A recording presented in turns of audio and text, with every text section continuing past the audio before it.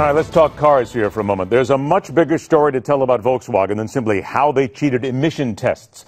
The one about how a government makes it easy to fool consumers and how lobbyists every day ensure more corners are cut, more profits are made, and more unsafe vehicles may be hitting the road. So get behind the wheel for a few minutes. The nationally syndicated car coach Lauren Fix joins us.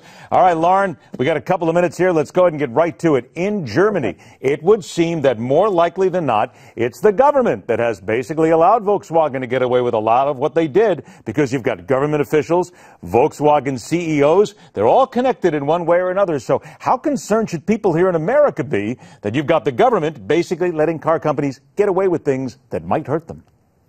Oh, let me tell you, the government is definitely involved in car manufacturing, no matter how you slice it. I will tell you, this is the most interesting thing when it comes to lobbying. GM spent $157 million last year on lobbyists and hired 62 new lobbyists, all in the benefit of themselves. So, hey, I get that. But you're putting money into the pockets of politicians.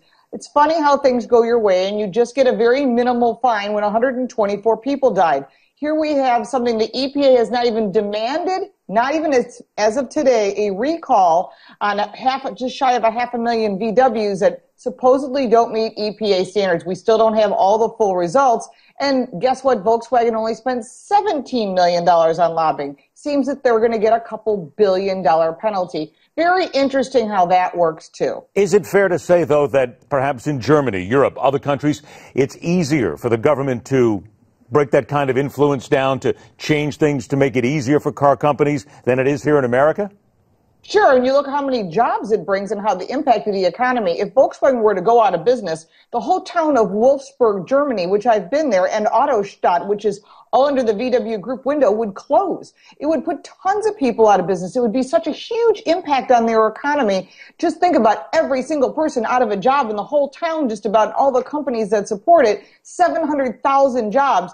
I tell you what, I'm sure the government's going to let them slide on a few things because they really need the jobs, because the politicians want to get reelected. 60 seconds left then. All those lobbyists you talked about here in America, all the millions of dollars that are spent, in your opinion, are they then helping to create rules and regulations or allow companies to slip past rules and regulations that are sometimes putting unsafe cars on the road?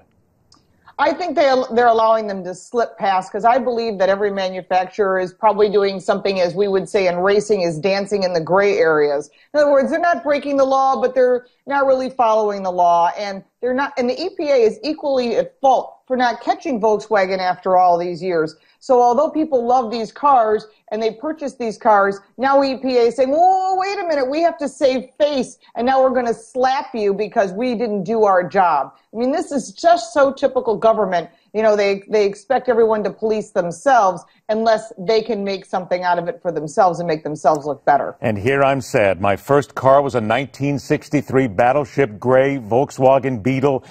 Look how they've turned their back on us. Yeah, but that's okay. I rolled it on an interstate one time. We turned it into a dune buggy. It's a great story. We'll have to talk about that one day.